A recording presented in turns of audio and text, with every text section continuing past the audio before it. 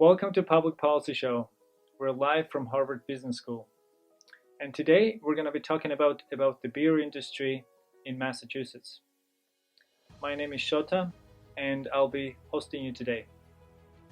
Beer industry in Boston is very vibrant, but large brewers like Sam Adams are trying to monopolize local markets. That's why last week at the State House we had hearings from small business owners who are trying to defend local enterprise.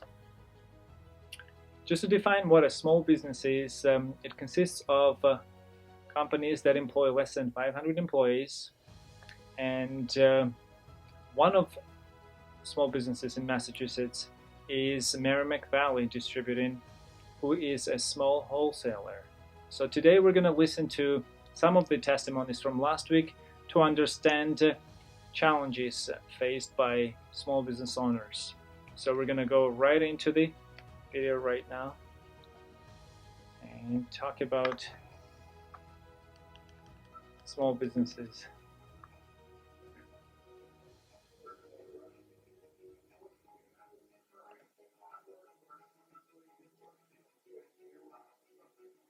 So it was a joint hearing between the House and the Senate.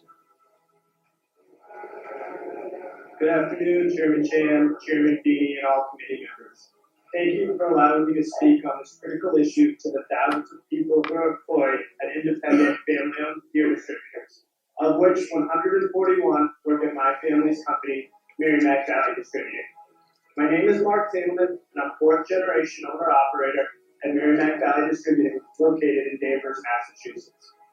My great-grandfather started as a peddler on the streets of Lawrence. That's where my grandfather built their first warehouse.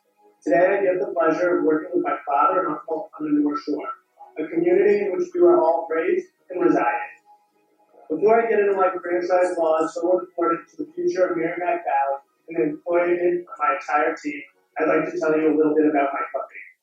Merrimack Valley Distributing is truly a small family business. We employ 141 people, of which 70 are members of the Teamsters Union. All we do is sell beer in 41 cities and towns north of Boston, ranging in size from some of the Commonwealth's smallest, like Nahant, to Lawrence, the biggest city we represent. We sell, market, and deliver for over 15 breweries in Essex and northern Middlesex County. The average tenure of an employee at MVDC is well over 10 years. This past year, we celebrated 5 wonderful retirements, each career ranging in length from 27 to 42 years. We are a diverse group of women and men who work hard, partner with the breweries we represent, as well as our local licensed accounts, to maximize each tiered business in a responsible manner. An independent distribution network is critical in offering a wide array of products to quench the thirst of the bars, restaurants, pubs, liquor stores, and ultimately the consumers of the Commonwealth. So it's interesting that State House does not keep records of hearings in Massachusetts, and we did a study last week just to see if other states kept records, and we found out that out of 12 states that we investigated, 7 of them are not keeping records, and 5 of them are. Some states are keeping only audio files, and we'll work on improving coverage of state house hearings, because it is vital to see what small businesses are facing on a daily basis. Moving on, I want to highlight that franchise law has been mentioned, and it is important to know what it does for small businesses. It basically protects them from large entities from going into local markets and consolidating power. There are several types of industries, and the next video will explain the difference between soda and beer industry and if franchise law applies in both cases. We're going to hear from Tim Burke.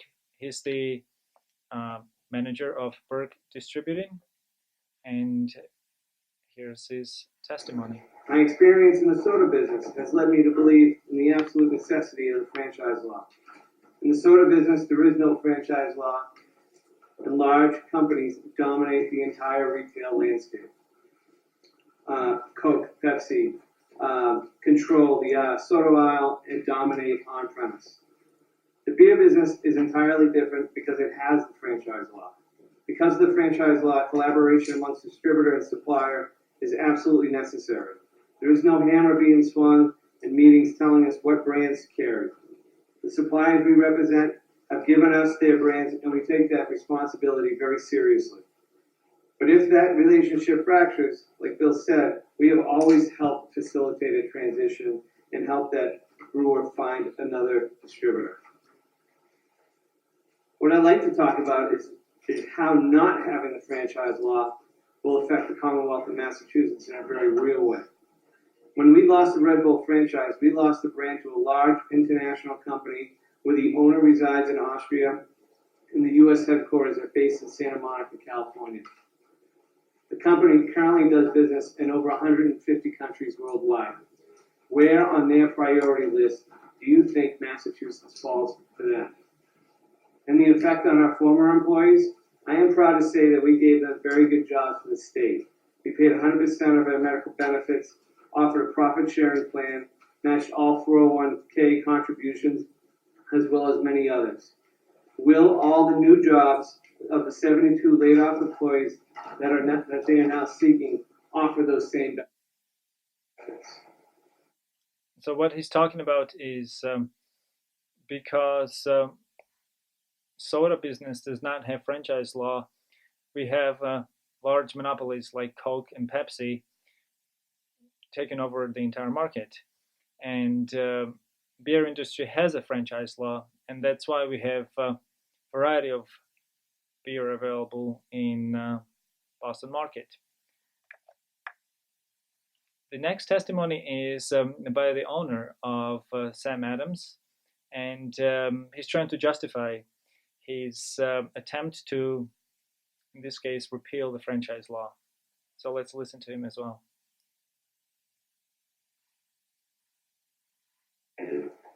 We bought a brewery in Ohio. We want to continue. And how much of that 400 beer is brewed outside of Mass? Oh, the vast majority. Okay, No, we have over 300 employees here in Massachusetts.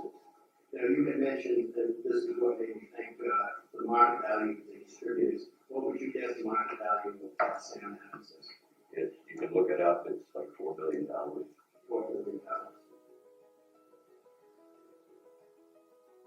So the question that one of the senators asked is how much of Sam Adams is actually produced in Massachusetts, and the answer is over 80% of Sam Adams is produced outside of Massachusetts, but it wants to increase its share in Boston.